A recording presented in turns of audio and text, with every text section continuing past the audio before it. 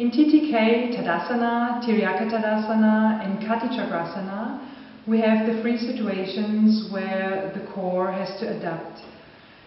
And I was talking in the intro about these three situations, and they are first in Tadasana, where you're lengthening the spine and where are no movements on the spine and where you just move the arms above the head.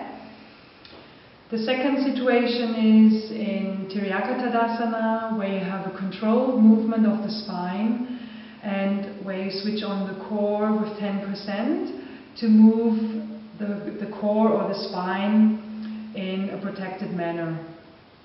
The third situation is in Kati Chakrasana, when you create a momentum on the spine with the arms, and this is when you do the dynamic version.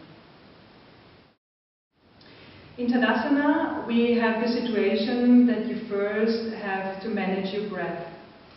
So go step by step. First start with the abdominal breathing, then switch on all the four components of the core stability. And then automatically you feel the pressure down into the feet and the lengthening of the spine. And this creates a stable base from where you can move into the asana. So what you can do is exhale, switch on the core, and then inhale and move into the asana. And remember again to only switch on 10% so that you still have a stable spine and a protected spine in this asana. In the second one, the Tiryaka Tadasana, it's again the same. You feel the pressure down with the core engagement and also lengthening the spine, and then exhale, create a stable base, and then move into the asana.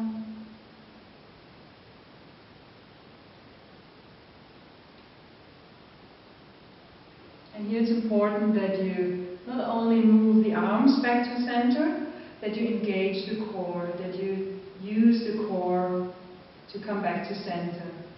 And what happens when you're not switching on the core? You probably switch over or you shift the weight of the hips.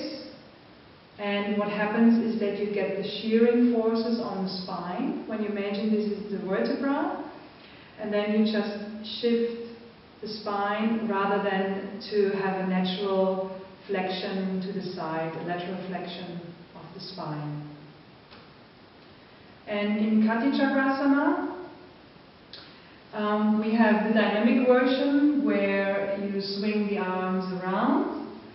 And here it's important that on the last, stay there, when you have the last movement that you switch on the core to protect the spine, otherwise the full force goes again onto the discs and the vertebrae.